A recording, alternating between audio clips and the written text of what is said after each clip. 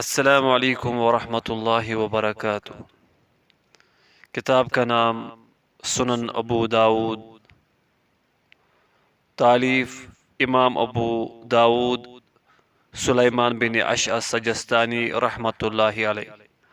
ترجمہ و فوائد فضیلت الشیخ ابو عمر فاروق سعیدی حفظہ اللہ۔ تحقیق و تخریج حافظ ابو طاہر زبیر علی زئی رحمۃ اللہ علیہ۔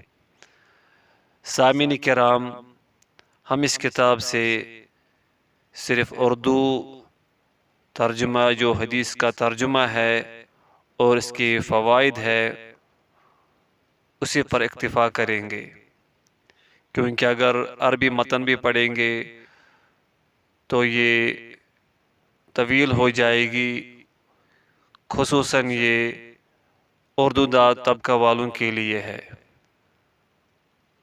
انشاءاللہ اس سے بہت فائدہ ہوگا، عوام بھی اس سے استفادہ کر سکتی ہے۔ بسم اللہ الرحمن الرحیم۔ کتاب الطہارہ، طہارت کے احکام و مسائل۔ باب نمبر 1، قضائے حاجت پیشاب پاخانے کے لیے لوگوں سے علیحدہ اور دور ہونے کا بیان۔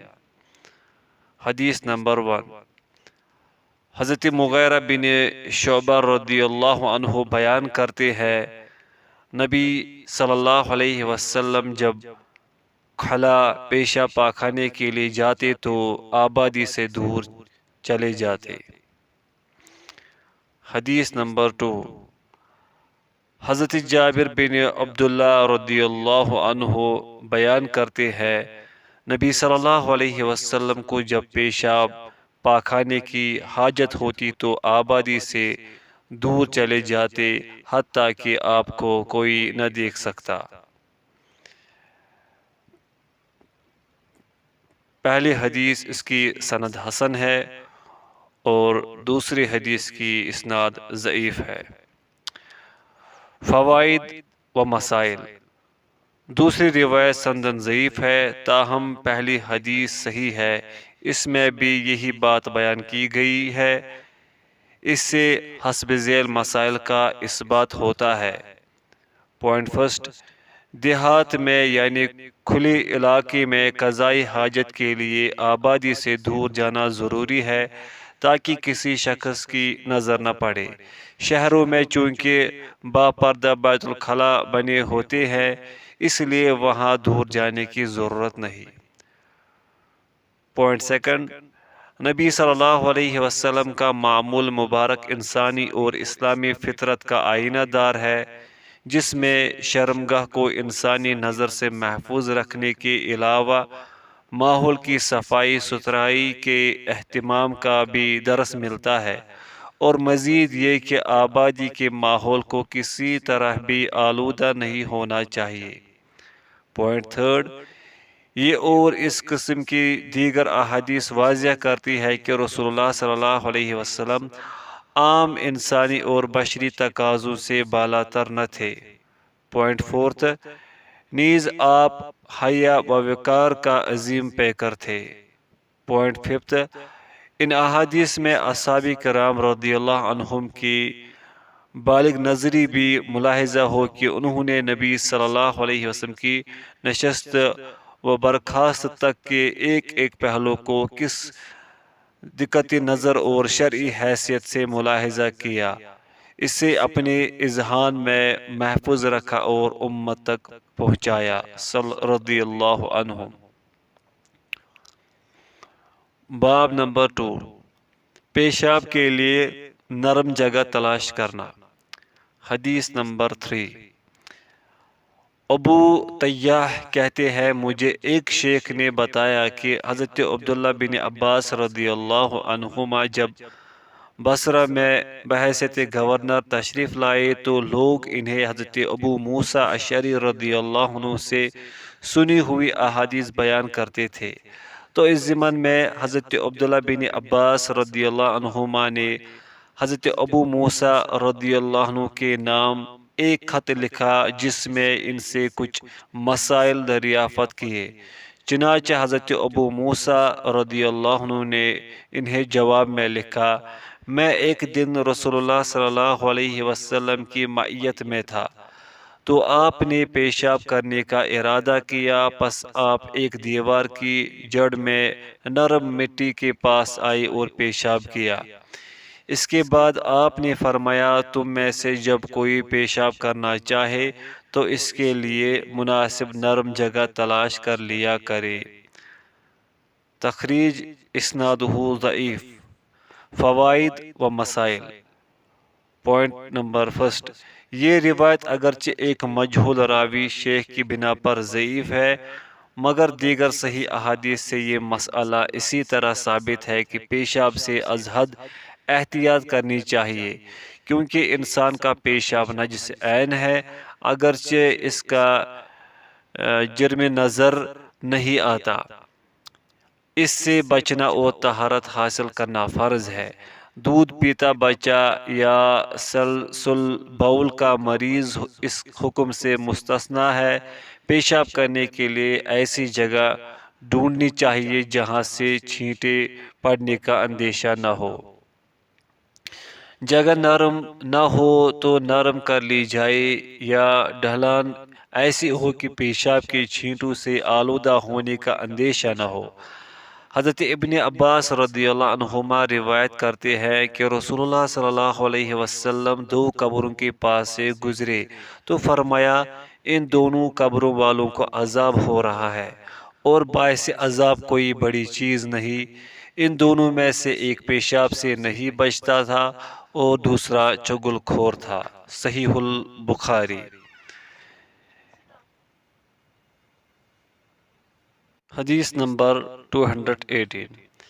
اس حدیث سے معلوم ہوا کہ پیشاب کے چھینٹوں سے سخت پرہیز کرنا چاہیے۔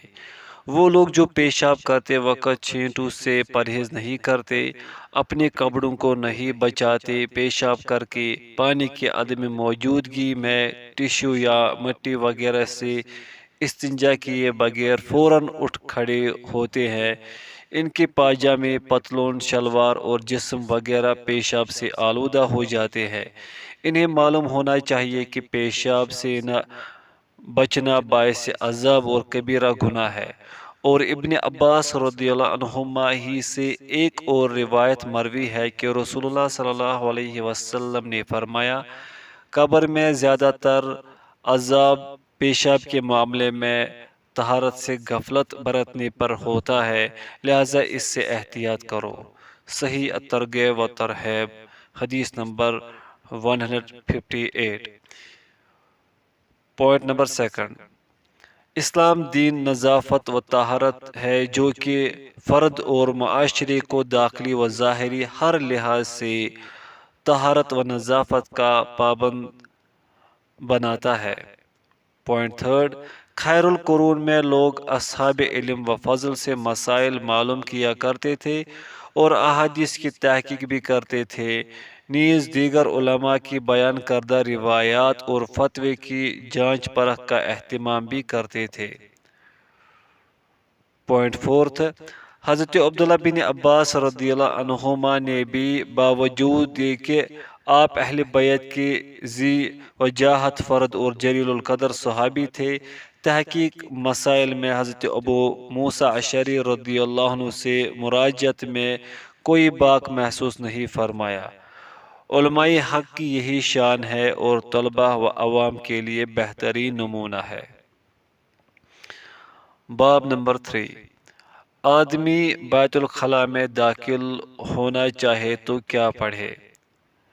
حدیث نمبر 4، حضرت انس بن مالک رضی اللہ عنہ روایت کرتے ہیں کہ رسول اللہ صلی اللہ علیہ وسلم جب بیت الخلاء میں داخل ہونے کا ارادہ کرتے تو در ذیل دعا پڑھتے۔ حماد بن زید کے الفاظ ہے، اللہم انی اعوذ بک من الخبث والخبائث، اور عبد الوارث کے الفاظ ہے، اعوذ باللہ من الخبث والخبائث، اے اللہ میں خبیث جنوں اور جنیوں سے تیری پناہ میں آتا ہوں۔ امام ابو داود رحمہ اللہ کہتے ہیں کہ شعبہ عبدالعزیز سے اللہم انی اعوذ بک کے الفاظ منقول ہے، جبکہ انہوں نے ایک بار اعوذ باللہ کے الفاظ بھی بیان کیے ہیں۔ امام ابو داود کہتے ہیں کہ وہیب سے فلیتعوذ باللہ، اسے اللہ کی پناہ لینی چاہیے کہ الفاظ منقول ہے۔ اخرجہ مسلم۔ حدیث نمبر 5۔ شعبہ عبدالعزیز یعنی ابن صہیب سے وہ حضرت انس رضی اللہ عنہ سے یہی مذکورہ بالا حدیث نقل کرتے ہیں۔ ان کے الفاظ یہ ہے اللہم انی اعوذ بک، اور شعبہ کہتے ہیں کہ عبدالعزیز نے حضرت انس رضی اللہ عنہ سے ایک بار اعوذ باللہ کے الفاظ بیان کیے۔ اسنادہ صحیح۔ فوائد و مسائل۔ محدثین کرام رحمہم اللہ کی حفاظت حدیث کے سلسلے میں کاوشوں کی داد دی جانی چاہیے۔ دیکھیے رسول اللہ صلی اللہ علیہ وسلم کے مبارک الفاظ نقل کرنے میں کس قدر امانت اور دیانت کا ثبوت دیتے ہیں۔ ایک استاد نے اللہم انی اعوذ بک بیان کیا ہے تو دوسرے نے جو سنا اور یاد رکھا وہی پیش کر دیا ہے، یعنی اللہم انی کی بجائے صرف اعوذ باللہ، اور محدث نے دونوں کے الفاظ الگ الگ بعین ہی ویسے ہی یاد رکھے اور بیان کیے۔ پوائنٹ سیکنڈ، اس حدیث میں تعلیم ہے کہ بیت الخلاء خواہ گھر میں ہو یا جنگل میں ہر موقع پر یہ کلمات پڑھنے چاہیے۔ پوائنٹ تھرڈ، خیال رہے کہ یہ الفاظ بیت الخلاء سے باہر ہی پڑھے جائے کیونکہ بیت الخلاء اللہ کے ذکر کا مقام نہیں ہے۔ اگر جنگل میں ہو تو کپڑا اتارنے سے قبل یہ الفاظ کہے جائے۔ پوائنٹ فورتھ، محدثین بیان کرتے ہیں کہ دعا کے الفاظ میں الخبث کو اگر با کے ضمہ کے ساتھ پڑھا جائے تو یہ خبیثن مذکر کی جمع ہے، اور خبائث خبیثۃ مؤنث کی مراد ہے جنوں میں مذکر و مؤنث افراد، اور اگر خبث کی با کو ساکن پڑھا جائے تو معنی ہوگا اے اللہ میں تمام مکروہات، محرمات، برائیوں اور گندگیوں سے تیری پناہ چاہتا ہوں۔ حدیث نمبر 6۔ حضرت زید بن ارقم رضی اللہ عنہ رسول اللہ صلی اللہ علیہ وسلم سے بیان کرتے ہیں، آپ نے فرمایا یہ بیت الخلاء جنوں اور شیطانوں کے آنے جانے کی جگہ ہے، لہذا تم میں سے جب کوئی بیت الخلاء جانا چاہے تو یہ کلمات کہہ لیا کرے اعوذ باللہ من الخبث والخبائث، میں خبیث جنوں اور جنیوں کے شر سے اللہ کی پناہ میں آتا ہوں۔ اسنادہ حسن۔ فوائد و مسائل۔ یہ خبر امور غیبیہ میں سے ہے جو رسول اللہ صلی اللہ علیہ وسلم نے بیان فرمائی ہے، اور تمام مسلمانوں پر فرض ہے کہ آپ کی دی ہوئی خبروں پر من و ان اور بلا چوں و چرا ایمان لائے۔ پوائنٹ سیکنڈ، معلوم ہوا کہ اس دعا کی پابندی سے انسان کئی طرح کی ظاہری و باطنی پریشانیوں سے محفوظ رہ سکتا ہے، اور آج کل جو گھر گھر میں جنوں اور عاصب کے حملوں کا چرچا ہے، اس کے اسباب میں سے ایک یہ بھی ہے کہ لوگ خود ناپاک رہتے ہیں یا اس سنت مطہرہ کے تارک ہوتے ہیں، اعاذنا اللہ منہا۔ باب نمبر 4۔ قضاء حاجت کے وقت قبلہ رخ ہونا مکروہ ہے۔ حدیث نمبر 7۔ حضرت سلمان فارسی رضی اللہ عنہ سے مروی ہے، کسی نے ان سے کہا کہ تمہارے نبی نے تو تمہیں سبھی چیزیں سکھائی ہے، حتیٰ کہ پیشاب پاکھانے کا طریقہ بھی۔ انہوں نے کہا ہاں بلا شبہ، اس میں ہمارے لیے کوئی عیب کی بات نہیں۔ آپ نے ہمیں پیشاب پاکھانے کے وقت قبلہ رخ ہونے اور دائیں ہاتھ سے استنجا کرنے سے منع فرمایا ہے، اور یہ کہ ہم میں سے کوئی 3 ڈھیلوں سے کم میں استنجا نہ کرے اور گوبر یا ہڈی سے بھی استنجا نہ کرے۔ اخرجہ مسلم۔ حدیث نمبر 8۔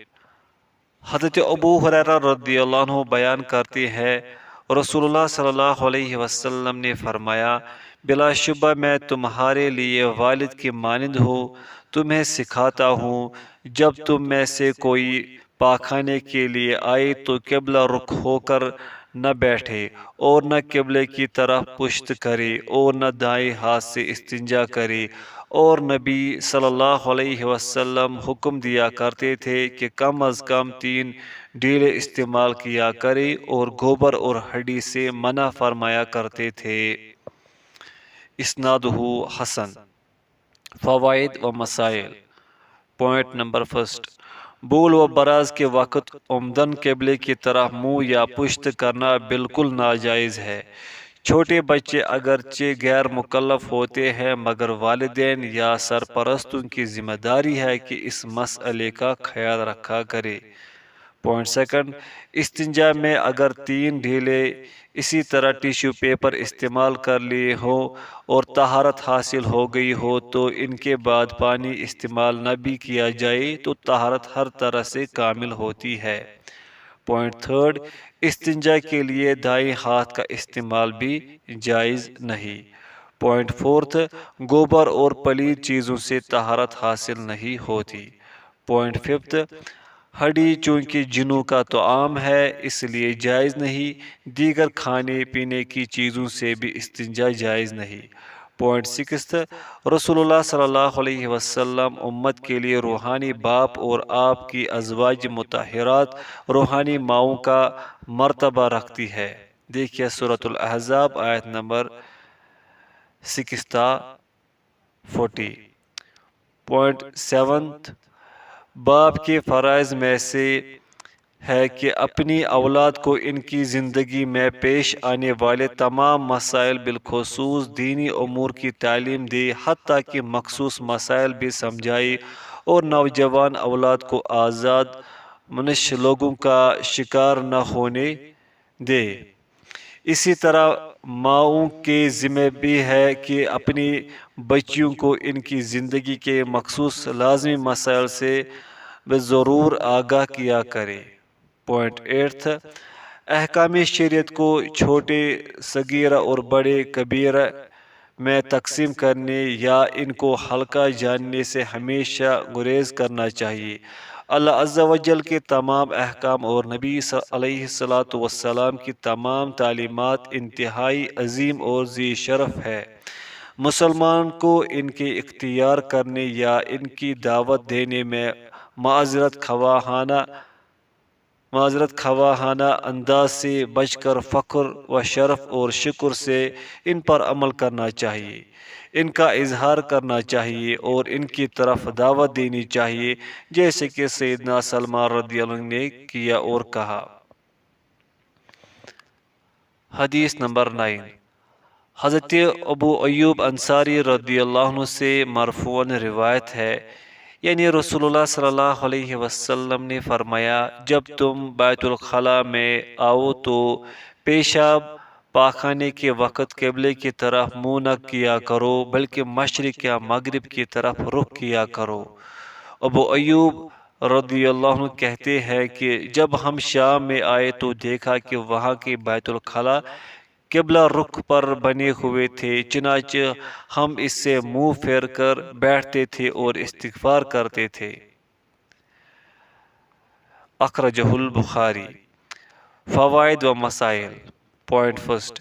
مدینہ منورہ میں قبلہ چونکہ جنوب کی طرف ہے اس لیے انہیں مشرق یا مغرب کی طرف رخ کرنے کا حکم دیا گیا، لہذا جن علاقوں میں قبلہ مغرب یا مشرق کی طرف بنتا ہے انہیں شمال یا جنوب کی طرف رخ کرنا ہوگا۔ پوائنٹ 2۔ حضرت ابو ایوب رضی اللہ عنہ اس نہی کو عام سمجھتے تھے اور شہر یا جنگل میں تفریق کے قائل نہ تھے، اور بہت سے اہل علم کا یہی مذہب ہے اور یہی راجح ہے۔ حدیث نمبر 10، حضرت معقل بن ابی معقل رضی اللہ عنہ بیان کرتے ہیں، رسول اللہ صلی اللہ علیہ وسلم نے پیشاب پاخانے کے وقت قبلتین بیت الحرام اور بیت المقدس کی جانب منہ کرنے سے منع فرمایا ہے۔ امام ابو داود رحم اللہ کہتے ہیں، ابو زید بنو ثعلبہ قبیلے کے آزاد کردہ غلام تھے۔ اسنادہ ضعیف۔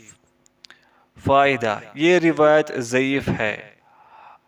شیخ البانی نے بھی اسے منکر کہا ہے، تاہم جن کے نزدیک صحیح ہے انہوں نے اس کی توجیح کی ہے۔ مثلا علامہ خطابی کہتے ہیں کہ اس حکم کی دو توجیحات ہو سکتی ہے۔ اول یہ کہ جو شخص مدینہ منورہ میں بیت اللہ یعنی خانہ کعبہ کی طرف منہ کرے گا وہ لازماً بیت المقدس کی طرف پشت کرے گا۔ دوسری توجیہ یہ ہو سکتی ہے کہ چونکہ بیت المقدس بھی مسلمانوں کا قبلہ رہا ہے اور اس لیے اس کا احترام بھی ضروری ہے اور یہ نہیں تنزیہی ہے۔ حدیث نمبر 11، مروان اسفر بیان کرتے ہیں کہ میں نے حضرت عبداللہ بن عمر رضی اللہ عنہما کو دیکھا کہ انہوں نے اپنی سواری قبلہ رخ بٹھائی اور پھر اس کی طرف منہ کر کے پیشاب کرنے لگے۔ میں نے کہا، اے ابو عبد الرحمن، کیا اس سے منع نہیں کیا گیا ہے؟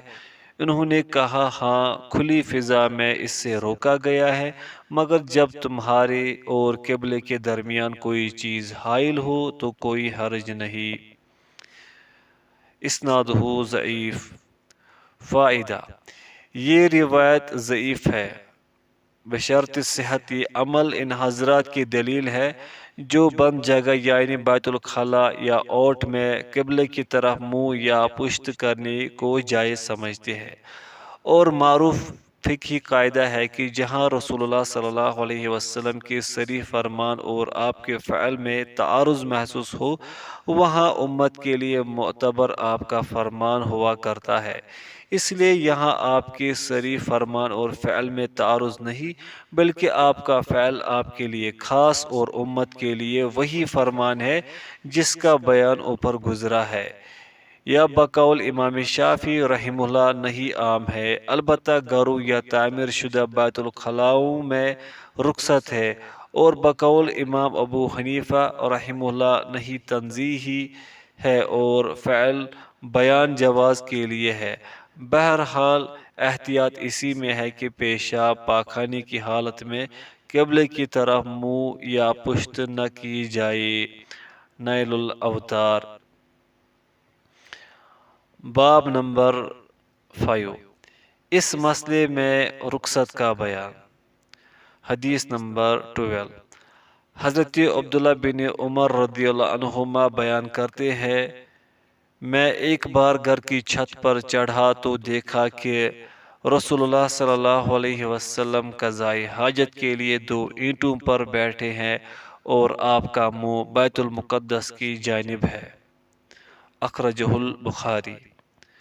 حدیث نمبر 13، حضرت جابر بن عبداللہ رضی اللہ عنہ بیان کرتے ہیں، نبی صلی اللہ علیہ وسلم نے منع فرمایا کہ ہم پیشاب کے لیے قبلے کی طرف منہ کریں۔ پھر میں نے آپ کی وفات سے 1 سال پہلے آپ کو دیکھا کہ آپ قبلے کی طرف منہ کر کے قضائے حاجت کے لیے بیٹھے تھے۔ اسنادہ حسن۔ فائدہ، ان احادیث سے استدلال کیا جاتا ہے کہ گھروں میں تعمیر شدہ بیت الخلاؤں میں بیت اللہ کی طرف پشت کرنا جائز ہے، جبکہ اس مسئلہ کی جملہ احادیث سے راجح یہی معلوم ہوتا ہے کہ اس سے احتراز کیا جائے، جیسے کہ حدیث نمبر 11 کے فوائد و مسائل میں گزرا ہے۔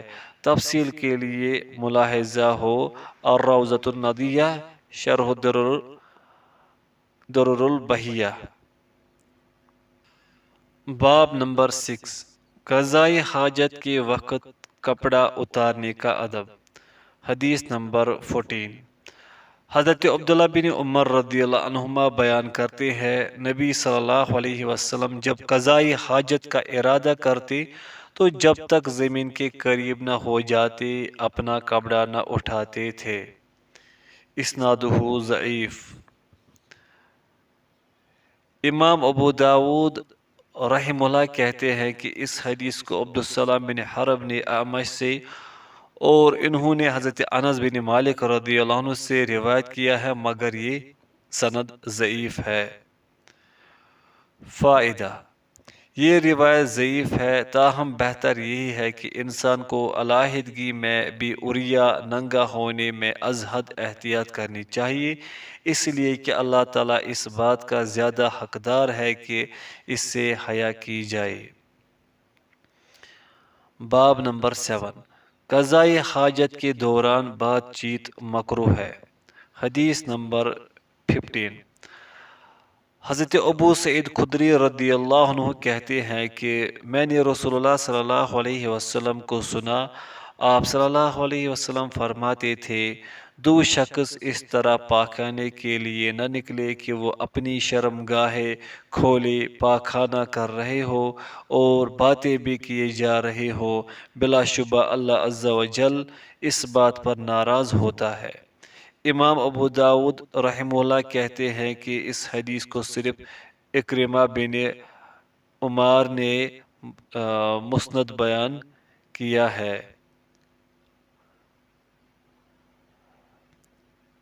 اسنادہ ضعیف۔ فائدہ: یہ روایت اگرچہ سندن ضعیف ہے لیکن دوسری صحیح روایت سے قضائی حاجت کے وقت ایک دوسرے کے سامنے اپنی شرم گاہیں کھولنے اور باہم گفتگو کرنے کی ممانعت ثابت ہوتی ہے، جیسے حدیث ہے، مرد مرد کی شرمگاہ اور عورت عورت کی شرمگاہ کی طرف نہ دیکھے۔ صحیح مسلم حدیث نمبر 338۔ دوسری حدیث میں ہے، ایک شخص رسول اللہ صلی اللہ علیہ وسلم کے پاس سے گزرا جبکہ آپ پیشاب کر رہے تھے، اس نے آپ کو سلام کیا لیکن آپ نے سلام کا جواب نہیں دیا۔ صحیح مسلم حدیث نمبر 370۔ حالانکہ سلام کا جواب دینا ضروری ہے، اس کے باوجود آپ نے جواب نہیں دیا۔ اس سے معلوم ہوا کہ جب سلام کا جواب دینا پسند نہیں تو دوسری باتیں کرنا کس طرح جائز ہوگا۔ غالباً اسی وجہ سے بعض علماء نے ابو داود کی زیر بحث حدیث کو صحیح لغیرہ قرار دیا ہے۔ ملاحظہ ہو الموسط الحدیثیہ، مسند الامام احمد اور صحیح الترغیب۔ باب نمبر 8، پیشاب کرتے ہوئے سلام کا جواب دینا۔ حدیث نمبر 16، حضرت عبداللہ بن عمر رضی اللہ عنہما کہتے ہیں، ایک بار نبی کریم صلی اللہ علیہ وسلم پیشاب کر رہے تھے کہ ایک شخص آپ کے پاس سے گزرا، اس نے آپ کو سلام کیا تو آپ نے سلام کا جواب نہیں دیا۔ امام ابو داود کہتے ہیں کہ حضرت عبداللہ بن عمر رضی اللہ عنہما اور دوسروں سے روایت کی گئی ہے، نبی صلی اللہ علیہ وسلم نے فارغ ہو کر تیمم کیا اور پھر اس کے سلام کا جواب دیا۔ اخرجہ مسلم۔ حدیث نمبر 17، حضرت مہاجر بن کنفذ رضی اللہ عنہ سے روایت ہے کہ وہ نبی صلی اللہ علیہ وسلم کے پاس سے گزرے اور آپ پیشاب کر رہے تھے، انہوں نے سلام کیا تو آپ نے جواب نہ دیا حتیٰ کہ آپ نے وضو کیا اور جواب دیا اور معذرت کرتے ہوئے فرمایا، مجھے یہ بات ناپسند آئی کہ طہارت کے بغیر اللہ تعالیٰ کا ذکر کروں۔ اسنادہ ضعیف۔ راوی کو شبہ ہے کہ آپ نے علی طہرن کہا تھا یا علی طہارتن، معنی دونوں کا ایک ہی ہے۔ فوائد و مسائل۔ پوائنٹ فرسٹ، یہ روایت ایک دوسرے طریق سے آتی ہے اور وہ صحیح ہے، اس میں صرف یہاں تک بیان ہے کہ نبی صلی اللہ علیہ وسلم نے اس کے سلام کا جواب نہیں دیا۔ صحیح مسلم حدیث 70۔ اس لیے ابو داود کی حدیث نمبر 17 کا اگلا حصہ کہ آپ نے وضو کیا یہ صحیح نہیں، اس لیے یہ بات تو صحیح ثابت ہوئی کہ پیشاب یا پیشاب پاخانہ کرتے ہوئے سلام کا جواب نہ دیا جائے، لیکن یہ کہنا صحیح نہیں ہوگا کہ سلام کا جواب یا اللہ کا ذکر وضو کے بغیر جائز نہیں۔ پوائنٹ سیکنڈ، اس سے یہ بات بھی مستفاد ہوتی ہے کہ قضائی حاجت کے لیے بیٹھے ہوئے شخص کو سلام نہ کیا جائے۔ باب نمبر 9، طہارت کے بغیر اللہ تعالیٰ کا ذکر کرنا۔ حدیث نمبر 18، ام المؤمنین سیدہ عائشہ رضی اللہ عنہا بیان فرماتی ہے، رسول اللہ صلی اللہ علیہ وسلم ہر وقت اللہ تعالیٰ کا ذکر کیا کرتے تھے۔ اخرجہ مسلم۔ فوائد۔ فائدہ، کسی بھی مسلمان کو مرد یا عورت کسی حال میں بھی اللہ کے ذکر سے غافل نہیں رہنا چاہیے، سوائے بیت الخلاء وغیرہ کے، باوضو ہو یا بے وضو، طاہر ہو یا جنبی۔ قرآن مجید بھی اللہ کا ذکر ہے مگر حالت جنابت میں ناجائز ہے۔ خواتین کو بھی ایام مخصوصہ میں عام ذکر اذکار کی پابندی کرنی چاہیے، مگر ان کے لیے قرآن مجید کی تلاوت کی مسئلہ میں اختلاف ہے۔ امام مالک، طبری، ابن المنذر، داود اور امام بخاری رحمہم اللہ کا میلان مذکورہ بالا حدیث کی روشنی میں یہ ہے کہ مباح اور جائز ہے، بالخصوص ایسی خواتین جو قرآن مجید کی حافظہ ہوں یا علوم شرعیہ کے درس و تدریس سے متعلق ہوں، ان کے لیے تعطل انتہائی حرج ہوتا ہے، جبکہ جنابت کا حدث بہت مختصر وقت کے لیے ہوتا ہے۔ اگرچہ حضرت ابن عباس رضی اللہ عنہما سے مروی ہے کہ وہ جنبی کے لیے بھی تلاوت میں کوئی حرج نہیں سمجھتے تھے۔ تفصیل کے لیے دیکھیے صحیح البخاری و فتح الباری۔ باب نمبر 10، ایسی انگوٹھی جس میں اللہ کا ذکر کندہ ہو بیت الخلاء میں لے جانا۔ حدیث نمبر 19، حضرت انس رضی اللہ عنہ کہتے ہیں، نبی صلی اللہ علیہ وسلم جب بیت الخلاء جاتے تو اپنی انگوٹھی اتار لیا کرتے تھے۔ امام ابو داود رحمہ اللہ کہتے ہیں کہ یہ حدیث منکر ہے، یعنی ثقات کی روایت کے خلاف ہے، جبکہ معروف سند یوں ہے، عن ابن جریج عن زیاد بن سعد عن زہری عن انس بن مالک رضی اللہ عنہ کہ نبی صلی اللہ علیہ وسلم نے چاندی کی انگوٹھی بنوائی پھر اسے اتار دیا۔ مذکورہ بالا پہلی حدیث میں وہم حمام کو ہوا ہے اور اسے صرف حمام نے روایت کیا ہے، اسنادہ ضعیف۔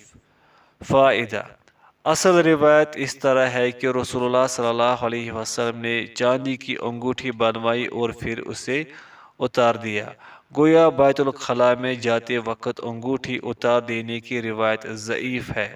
تاہم ادب و احترام کا تقاضا ہے کہ ایسی انگوٹھی یا کتاب وغیرہ جس میں اللہ کا نام ہو بیت الخلاء میں لے جانا مناسب نہیں ہے۔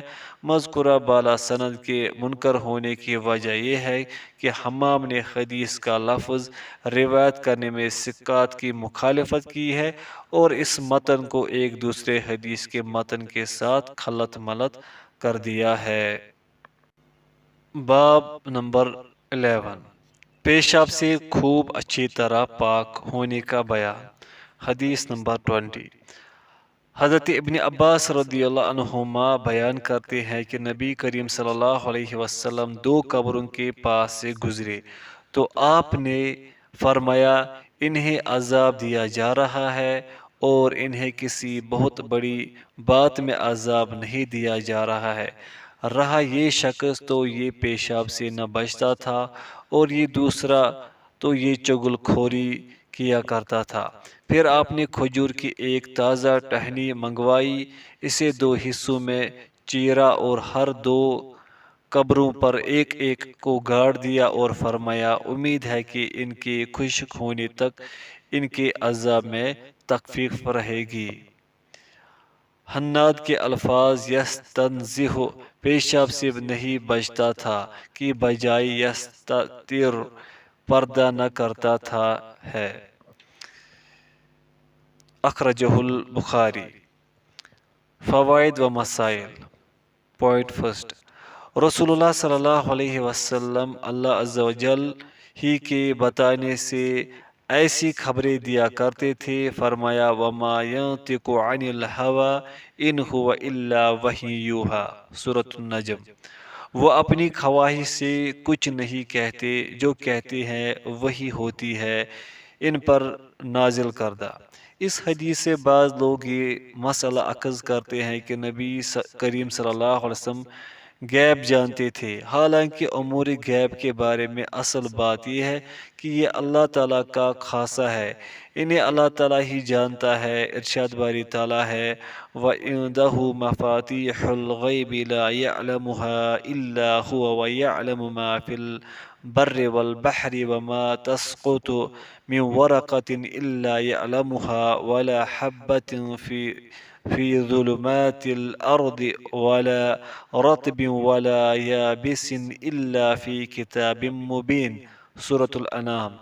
اور اسی کے پاس غیب کی کنجیاں ہے جن کو اس کے سوا کوئی نہیں جانتا، اور اسے جنگلوں اور دریاؤں کی سب چیزوں کا علم ہے، اور کوئی پتہ نہیں جھڑتا مگر وہ اس کو جانتا ہے، اور زمین کے اندھیروں میں کوئی دانہ اور کوئی ہری یا سوکھی چیز نہیں مگر کتاب روشن میں لکھی ہوئی ہے۔ اور فرمایا قُلْ لَا يَعْلَمُ مَن فِي السَّمَاوَاتِ وَالْأَرْضِ الْغَيْبَ إِلَّا اللَّهُ وَمَا يَشْعُرُونَ أَيَّانَ يُبْعَثُونَ، سورۃ النمل۔ اے پیغمبر کہہ دیجئے کہ جو لوگ آسمانوں اور زمین میں ہے اللہ کے سوا غیب کی باتیں نہیں جانتے، اور وہ یہ بھی نہیں جانتے کہ وہ کب زندہ کر کے اٹھائے جائیں گے۔ البتہ اللہ تعالیٰ اپنے رسولوں میں سے جس کو چاہتا ہے غیب کی جس بات پر چاہتا ہے مطلع فرما دیتا ہے۔ ارشاد باری تعالیٰ ہے عالم الغیب فلا یظہر علی غیبہ احدا الا من ارتضی من رسول فإنہ یسلک من بین یدیہ ومن خلفہ رصدا، سورۃ الجن۔ وہی غیب کی بات جاننے والا ہے اور کسی پر اپنے غیب کو ظاہر نہیں کرتا، ہاں جس پیغمبر کو پسند فرمائے تو اس کو غیب کی باتیں بتا دیتا ہے اور اس کے آگے اور پیچھے نگہبان مقرر کر دیتا ہے۔ اور فرمایا قُلْ مَا كُنْتُ بِدْعًا مِّنَ الرُّسُلِ وَمَا أَدْرِي مَا يُفْعَلُ بِي وَلَا بِكُمْ إِنْ أَتَّبِعُ إِلَّا مَا يُوحَى إِلَيَّ وَمَا أَنَا إِلَّا نَذِيرٌ مُبِينٌ، سورۃ الأحقاف۔ کہہ دیجئے کہ میں کوئی انوکھا رسول نہیں آیا اور میں نہیں جانتا کہ میرے ساتھ کیا سلوک کیا جائے گا اور تمہارے ساتھ کیا سلوک کیا جائے گا، میں تو اسی کی پیروی کرتا ہوں جو مجھ پر وحی آتی ہے، اور میرا کام تو صاف صاف کھلم کھلا ڈرانا ہے۔ حضرت عمر بن خطاب رضی اللہ عنہ سے مروی مشہور حدیث میں ہے کہ جب حضرت جبریل نے نبی علیہ السلام سے قیامت کے بارے میں پوچھا تو آپ نے فرمایا مل مسئول عنہا بِأَعْلَمَ من السائل، صحیح البخاری و صحیح مسلم۔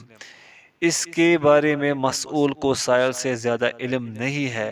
پھر آپ نے جبریل علیہ السلام کو قیامت کی چند نشانیاں کے بارے میں ضرور بتلایا۔ اس سے بھی معلوم ہوتا ہے کہ نبی صلی اللہ علیہ وسلم کو بس اتنا علم غیب تھا جتنا کہ اللہ تعالیٰ نے آپ کو معلوم کروا دیا تھا، اسی کے بارے میں آپ نے بوقت ضرورت بتایا۔ غیب کے باقی امور جن کے بارے میں اللہ تعالیٰ نے آپ کو نہیں بتایا ان کے بارے میں آپ صلی اللہ علیہ وسلم کو علم نہ تھا۔ پوائنٹ سیکنڈ، پیشاب سے طہارت حاصل نہ کرنا یا اس کے چھینٹوں سے نہ بچنا یا پردہ نہ کرنا، یعنی برسر عام پیشاب پاخانہ کرنے کے لیے بیٹھ جانا عذاب قبر کا باعث ہے۔ پوائنٹ تھرڈ، چغل خوری کو بھی عام سی بات نہیں سمجھنا چاہیے بلکہ یہ بھی بہت بڑا گناہ اور عذاب قبر کا باعث ہے۔ پوائنٹ فورتھ، رسول اللہ صلی اللہ علیہ وسلم کا قبروں پر چھڑیاں رکھنے کا عمل آپ ہی سے مخصوص ہے، آپ کے بعد صحابہ میں سے کسی نے بھی یہ عمل نہیں کیا۔ اب جو لوگ کرتے ہیں ایک بدعت کے مرتکب ہوتے ہیں۔ حدیث نمبر 21۔ جناب عثمان بن ابی شیبہ کہتے ہیں کہ ہمیں جریر نے منصور کے واسطے سے مجاہد سے بیان کیا ہے، انہوں نے ابن عباس رضی اللہ عنہما سے مرفوعاً اس کی ہم معنی روایت بیان کی ہے۔ جریر نے کہا ہے کان لا یستتر من بولہ، اور ابو معاویہ محمد بن خازم کے لفظ ہے کان لا یستنزہ من بولہ،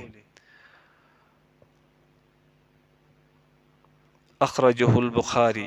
فائدہ: لا یستتر کا ظاہر معنی ہے کہ پردہ نہ کرتا تھا، اور یہ بھی کہا جا سکتا ہے کہ وہ اپنے اور پیشاب کے درمیان کوئی چیز حائل نہ کرتا تھا تاکہ وہ اس کے جسم اور کپڑوں کو نہ لگے۔ اس طرح دونوں لفظ معنوی طور پر ایک ہی مفہوم کے حامل ہے۔ حدیث نمبر 22۔ حضرت عبد الرحمن بن حسنہ رضی اللہ عنہ کہتے ہیں کہ میں اور عمر بن عاص نبی صلی اللہ علیہ وسلم کے پاس گئے، اسی دوران آپ باہر نکلے اور آپ کے پاس چمڑے کی ایک ڈھال تھی، آپ نے اسی سے پردہ کیا اور پھر پیشاب کیا۔ ہم میں سے بعض نے کہا کہ دیکھو ایسے پیشاب کر رہے ہیں جیسے کہ عورت چھپ چھپا کر پیشاب کرتی ہے۔ یہ بات آپ نے سن لی، آپ نے فرمایا کیا تمہیں معلوم نہیں کہ بنو اسرائیل کے ایک شخص کا کیا حال ہوا تھا؟ ان کو اگر پیشاب لگ جاتا تھا تو وہ اس حصے کو کاٹ ڈالتے تھے۔ اس شخص نے اپنی قوم کو اس کام سے روک دیا تو اسے قبر میں عذاب دیا گیا۔ امام ابو داود رحمۃ اللہ علیہ کہتے ہیں کہ منصور نے ابو وائل سے، انہوں نے ابو موسیٰ رضی اللہ عنہ سے اس حدیث میں یہ لفظ کہے جلد احدہم، اپنے چمڑے کو کاٹ دیتے، جبکہ عاصم نے ابو وائل سے، انہوں نے ابو موسیٰ سے، انہوں نے نبی صلی اللہ علیہ وسلم سے یہ لفظ کہے جسد احدہم، اپنے جسم کو کاٹ دیتے۔ اسنادہ ضعیف۔ فوائد و مسائل: قطعوا ما اصابہم البول، جس کو پیشاب لگتا تھا اسے کاٹ دیتے تھے۔ اس میں ابہام ہے کہ کس چیز کو کاٹتے تھے۔ ابو داود کی دوسری روایت میں ہے میں سے ایک میں جلد چمڑے کا اور دوسرے میں جسد جسم کا ذکر ہے۔ جسد کے لفظ کو شیخ البانی رحمہ اللہ نے ضعیف ابی داود میں منکر کہا ہے، اور جلد سے مراد چمڑے کا لباس مراد لیا گیا ہے جو پہنا جاتا ہے۔ اس طرح کاٹے جانے والی چیز جسم کا حصہ نہیں بلکہ لباس، کپڑا یا چمڑا ہوتا تھا جسے پیشاب لگ جاتا تھا۔ صحیح بخاری کی روایت سے بھی اسی کی تائید ہوتی ہے جس کے الفاظ ہے اذا اصاب ثوب احدہم قرضہ، صحیح بخاری حدیث نمبر 226۔ جب ان میں سے کسی کے کپڑے کو پیشاب لگ جاتا تو وہ اسے کاٹ دیتا تھا۔ اس سے حسب ذیل باتیں مستفاد ہوتی ہے۔ پوائنٹ فرسٹ، اسلام ہمیشہ سے طہارت و پاکیزگی کا داعی رہا ہے۔ بنی اسرائیل میں یہ احکام انتہائی سخت تھے۔ جس بدبخت نے لوگوں کو اس امر شرعی کی مخالفت پر ابھارا تھا اسے قبر میں عذاب دیا گیا۔ پوائنٹ سیکنڈ، اللہ اور اس کے رسول کی اطاعت سے روکنا، اس میں تحریف کرنا یا تعویل باطل سے اسے محمل قرار دینا حرام اور شقاوت بدبختی کا کام ہے، اور ایسا شخص عذاب الہی کا مستحق ہے۔ حدیث نمبر 37۔ حضرت عبداللہ بن عمر رضی اللہ عنہما سے روایت ہے کہ انہوں نے مذکورہ بالا حدیث بیان کی جبکہ وہ ابو سالم ان کے ساتھ باب علیون کے قلعے پر مورچہ بند تھے۔ امام ابو داود رحمۃ اللہ علیہ کہتے ہیں کہ علیون کا قلعہ علاقہ فسطاط میں پہاڑ پر واقع تھا۔ امام ابو داود رحمہ اللہ بیان کرتے ہیں کہ گزشتہ حدیث میں مذکور شیبان قطبانی وہ ابن امیہ ہے اور اس کی کنیت ابو حذیفہ ہے۔ اسنادہ صحیح۔ حدیث نمبر 38۔ سیدنا جابر بن عبداللہ رضی اللہ عنہما کہتے ہیں کہ ہمیں رسول اللہ صلی اللہ علیہ وسلم نے ہڈی یا مینگنی سے استنجا کرنے سے منع فرمایا تھا۔ اخرجہ مسلم۔ حدیث نمبر 39۔ سیدنا عبداللہ بن مسعود رضی اللہ عنہ کہتے ہیں کہ جنوں کا ایک وفد رسول اللہ صلی اللہ علیہ وسلم کی خدمت میں حاضر ہوا اور انہوں نے کہا، اے محمد صلی اللہ علیہ وسلم، اپنی امت کو منع فرما دیجئے کہ وہ ہڈی یا گوبر یا کوئلے سے استنجا کرے، کیونکہ اللہ عز و جل نے ان میں ہمارا رزق رکھا ہے۔ چنانچہ نبی کریم صلی اللہ علیہ وسلم نے ان سے روک دیا۔ اسنادہ حسن۔ باب نمبر 21۔ ڈھیلوں کے ساتھ استنجا کرنا۔ حدیث نمبر 40۔ ام المؤمنین سیدہ عائشہ رضی اللہ عنہا سے روایت ہے، وہ کہتی ہے کہ رسول اللہ صلی اللہ علیہ وسلم نے فرمایا، جب تم میں سے کوئی پاخانے کے لیے جانے لگے تو اپنے ساتھ 3 ڈھیلے لے جایا کرے، ان سے استنجا کر لیا کرے، بے شک یہ اس کے لیے کفایت کریں گے۔ حسن۔ فوائد و مسائل۔ پوائنٹ فرسٹ، ہدایت ہے کہ رفع حاجت کے لیے بیٹھنے سے پہلے طہارت حاصل کرنے کا انتظام کر لیا جائے۔ ممکن ہے برموقع کوئی چیز مہیا نہ ہو، لہذا غیر معتمد مقامات پر نل کو پہلے دیکھ لیا جائے کہ آیا اس میں پانی بھی ہے یا نہیں۔ پوائنٹ سیکنڈ، ڈھیلے کا حکم سائل کی بدوی ہونے کی مناسبت سے ہے اور یہ ہے کہ 3 ڈھیلوں سے استنجا پانی سے کفایت کرتا ہے۔ آج کل ٹیشو پیپر اس کا قائم مقام ہے، تاہم افضلیت پانی ہی کے استعمال میں ہے۔ حدیث نمبر 40۔ حضرت خزیمہ بن ثابت رضی اللہ عنہ کہتے ہیں کہ رسول اللہ صلی اللہ علیہ وسلم سے استنجا کے بارے میں پوچھا گیا تو آپ نے فرمایا، 3 ڈھیلوں سے استنجا کرے، ان میں گوبر نہ ہو۔ اسنادہ ضعیف۔ امام ابو داود رحمہ اللہ کہتے ہیں کہ ابو اسامہ اور ابن نمیر نے بھی ہشام بن عروہ سے ایسے ہی روایت کیا ہے۔ فائدہ، یہ روایت سنداً ضعیف ہے، تاہم صحیح حدیث میں گوبر اور ہڈی سے استنجا کی ممانعت ثابت ہے۔ صحیح مسلم حدیث نمبر 262۔ غالباً اسی لیے شیخ البانی رحمہ اللہ نے اسے صحیح کہا ہے۔ باب نمبر 22۔ استنجا کا بیان۔ حدیث نمبر 42۔ ام المؤمنین سیدہ عائشہ رضی اللہ عنہا بیان کرتی ہے کہ ایک بار رسول اللہ صلی اللہ علیہ وسلم نے پیشاب کیا تو حضرت عمر رضی اللہ عنہ پانی کا لوٹا لیے آپ کے پیچھے کھڑے ہو گئے۔ بعد از فراغت آپ نے پوچھا، عمر یہ کیا ہے؟ انہوں نے کہا، یہ پانی ہے کہ آپ اس سے وضو فرما لے۔ آپ نے فرمایا، مجھے یہ حکم نہیں ہے کہ جب بھی پیشاب کروں تو ساتھ وضو بھی کروں، اگر میں نے ایسے کیا تو امت کے لیے سنت بن جائے گی۔ اسنادہ ضعیف۔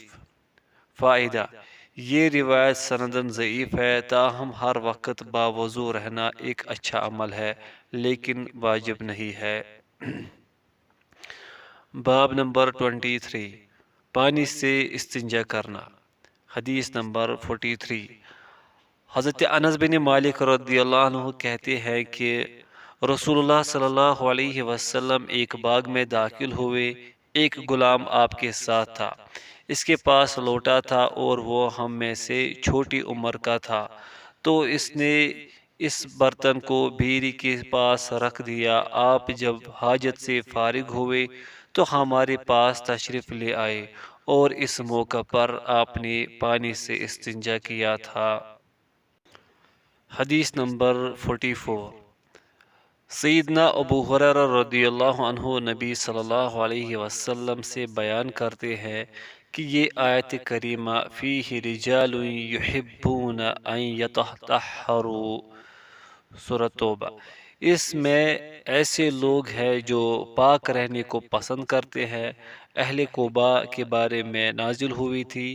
حضرت ابو ہریرہ رضی اللہ عنہ بیان کرتے ہیں کہ وہ لوگ پانی سے استنجا کرتے تھے تو ان کے بارے میں یہ آیت اتری۔ فوائد و مسائل۔ پوائنٹ فرسٹ، یہ حدیث حسن ہے۔ فوائد و مسائل۔ پانی سے استنجا کرنا افضل ہے، ڈیلے اور پانی دونوں کو جمع کرنا اور زیادہ افضل ہے۔ پوائنٹ سیکنڈ، نو عمر بچوں سے خدمت لی جا سکتی ہے۔ پوائنٹ تھرڈ، طہارت اللہ کو بہت پسند ہے اور طاہر لوگ اللہ کے محبوب ہوتے ہیں۔ پوائنٹ فورتھ، اللہ تعالیٰ کی محبت حاصل کرنے کے لیے ظاہری و باطنی طہارت کا التزام کرنا چاہیے۔ باب نمبر 24۔ استنجا کے بعد آدمی اپنا ہاتھ زمین پر رگڑ لے۔ حدیث نمبر 45۔ حضرت ابو ہریرہ رضی اللہ عنہ کہتے ہیں کہ نبی صلی اللہ علیہ وسلم جب خلا رفع حاجت کے لیے جاتے تو میں آپ کے لیے پیالے یا چھاگل میں پانی لے آتا اور آپ اس سے استنجا کر لیتے۔ امام ابو داود رحمہ اللہ نے کہا، وکی کی حدیث میں ہے، پھر اپنا ہاتھ زمین پر رگڑتے، پھر میں آپ کے پاس پانی کا ایک اور برتن لاتا تو آپ اس سے وضو کرتے۔ امام ابو داود رحمہ اللہ کہتے ہیں کہ اسود بن عامر کی روایت وکی کی روایت کے مقابلے میں زیادہ کامل ہے۔ اسنادہ حسن۔ فائدہ، کچی جگہوں پر استنجا کرنے کے بعد ہاتھ کو زمین پر رگڑ کر مزید صاف کر لینا مستحب ہے تاکہ بو کا شائبہ بھی نہ رہے، اور جہاں مٹی میسر نہ ہو وہاں صابن اس کا قائم مقام ہوگا۔ باب نمبر 25۔ مسواک کا بیان۔ حدیث نمبر 46۔ حضرت ابو ہریرہ رضی اللہ عنہ رسول اللہ صلی اللہ علیہ وسلم کی طرف نسبت کرتے ہوئے بیان کرتے ہیں کہ آپ نے فرمایا، اگر اہل ایمان کے لیے مشقت نہ ہوتی تو میں انہیں نماز عشاء کو تاخیر سے پڑھنے اور ہر نماز کے وقت مسواک کرنے کا حکم دیتا۔ اخرجہ مسلم۔ حدیث نمبر 47۔ حضرت زید بن خالد جوہنی رضی اللہ عنہ کہتے ہیں کہ میں نے رسول اللہ صلی اللہ علیہ وسلم کو سنا، آپ فرماتے تھے، اگر میری امت کے لیے مشقت نہ ہوتی تو میں انہیں ہر نماز کے وقت مسواک کا حکم دیتا۔ حدیث حسن۔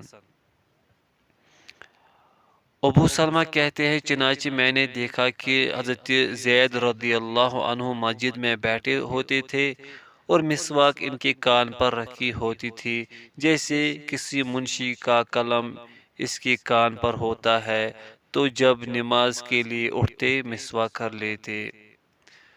فوائد و مسائل۔ پوائنٹ فرسٹ، رسول اللہ صلی اللہ علیہ وسلم کا لقب رحمت للعالمین ہے، چنانچہ آپ نے امت کی مشقت کے پیش نظر ہر نماز کے ساتھ مسواک کی پابندی کا باقاعدہ حکم نہیں دیا۔ اگر حکم دے دیتے تو واجب ہو جاتی، اور رسول اللہ صلی اللہ علیہ وسلم کے فرامین واجب الاتباع ہے۔ پوائنٹ سیکنڈ، نماز عشاء کو مؤخر کرنا افضل ضرور ہے، مگر جماعت اگر جلدی ہو رہی ہو تو اسے چھوڑنے کی اجازت نہیں۔ پوائنٹ تھرڈ، حضرت زید رضی اللہ عنہ کا شوق اتباع انتہائی قابل قدر ہے۔ حدیث نمبر 48۔ محمد بن یحییٰ کہتے ہیں میں نے عبداللہ بن عبداللہ سے کہا کہ تمہارے والد حضرت ابن عمر رضی اللہ عنہما وضو سے ہو یا بے وضو، وہ ہر نماز کے لیے پابندی سے وضو کرتے ہیں، اس کی کیا وجہ ہے؟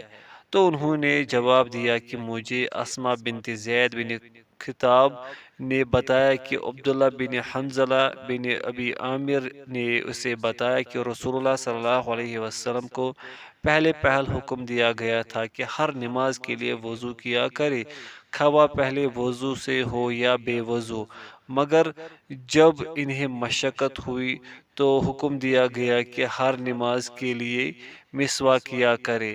چنانچہ ابن عمر رضی اللہ عنہما سمجھتے تھے کہ ان میں ہمت ہے، لہذا وہ ہر نماز کے لیے نیا وضو کرتے تھے۔ اسنادہ حسن۔ امام ابو داود رحمہ اللہ کہتے ہیں کہ ابراہیم بن سعد نے محمد بن اسحاق سے روایت کرتے ہوئے عبداللہ کے بجائے عبید اللہ بن عبداللہ کہا ہے۔ فائدہ: حضرت عبداللہ بن عمر رضی اللہ عنہما کا پیروی رسول صلی اللہ علیہ وسلم اور عبادت کا شوق انتہائی درجے کا تھا، اسی بنا پر وہ اہتمام سے وضو کی تجدید کیا کرتے تھے، جو بڑی ثواب اور فضیلت والا عمل ہے۔ باب نمبر 26، مسواک کیسے کی جائے؟ حدیث نمبر 49۔ جناب ابو بردہ رحمہ اللہ اپنے والد حضرت ابو موسیٰ اشعری رضی اللہ عنہ سے روایت کرتے ہیں کہ ہم رسول اللہ صلی اللہ علیہ وسلم کے پاس آپ سے سواری طلب کرنے آئے تو میں نے دیکھا کہ آپ اپنی زبان پر مسواک کر رہے تھے۔ یہ مسدد کی روایت کے الفاظ ہے، اور سلیمان کی روایت میں یہ الفاظ ہے کہ میں نبی صلی اللہ علیہ وسلم کے پاس آیا، آپ مسواک کر رہے تھے اور آپ نے اپنی مسواک زبان کے کنارے پر رکھی ہوئی تھی اور آپ سے کی آواز نکل رہی تھی جیسے کہ ابکائی آ رہی ہو۔ امام ابو داود رحمہ اللہ کہتے ہیں کہ مسدد نے کہا کہ حدیث لمبی تھی مگر میں نے اسے مختصر کر دیا ہے۔ اخرجہ البخاری۔ فائدہ: اس میں بیان ہے کہ نبی صلی اللہ علیہ وسلم مسواک کرنے میں مبالغے سے کام لیتے تھے، اور آپ صرف دانت ہی نہیں بلکہ اپنی زبان حلق کے قریب تک مسواک سے صاف کیا کرتے تھے۔ باب نمبر 27، انسان کسی دوسرے کی مسواک استعمال کرے۔ حدیث نمبر 50۔ ام المؤمنین سیدہ عائشہ رضی اللہ عنہا کہتی ہیں کہ رسول اللہ صلی اللہ علیہ وسلم مسواک کر رہے تھے اور آپ کے پاس دو شخص تھے، ان میں سے ایک بڑا اور دوسرا چھوٹا تھا۔ اسی اثناء میں آپ پر مسواک کی فضیلت کے بارے میں وحی کی گئی اور یہ کہ آپ یہ مسواک بڑے کو دے دیجئے۔ صحیح فوائد و مسائل۔ پوائنٹ فرسٹ، معلوم ہوا کہ جب کسی کو کوئی چیز دینی ہو تو بڑی عمر والے کو فوقیت دی جائے بشرطے کہ ترتیب سے نہ بیٹھے ہو۔ اگر ترتیب سے بیٹھے ہو تو دائیں طرف والے کا حق فائق ہوگا، خواہ چھوٹا ہی ہو۔ ایسے ہی بات چیت کرنے اور راہ چلنے میں بھی بڑی عمر والے کو اولیت دی جانی چاہیے۔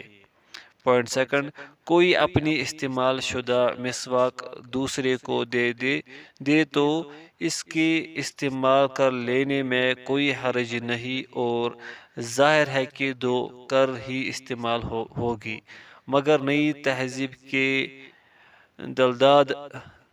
دلدادہ لوگوں کو اس سے گن آتی ہے اور یہ ان کی شریعت سے ناواقفیت کی دلیل ہے۔ باب نمبر 28، مسواک دھونے کا بیان۔ حدیث نمبر 52۔ ام المؤمنین سیدہ عائشہ رضی اللہ عنہا فرماتی ہے کہ نبی صلی اللہ علیہ وسلم مسواک کر رہے ہوتے تھے اور مجھے عنایت فرماتے کہ میں اسے دھو دوں، مگر میں پہلے اسے اپنے منہ میں پھیرتی، پھر اسے دھو کر آپ کو واپس دے دیتی۔ حدیث حسن ہے۔ فوائد و مسائل۔ پوائنٹ فرسٹ، اس میں طہارت و نظافت کی شرعی اہمیت واضح ہے کہ آپ اپنی مسواک کو بعد از استعمال دھو لیا کرتے تھے۔ پوائنٹ سیکنڈ، حضرت عائشہ رضی اللہ عنہ کا مقصد یہ ہوتا تھا کہ آپ کے لعاب دہن سے تبرک حاصل کرے، جس کی آپ نے توثیق فرمائی، اور خیال رہے کہ یہ حصول تبرک صرف اور صرف نبی صلی اللہ علیہ وسلم ہی کی ذات سے مخصوص تھا۔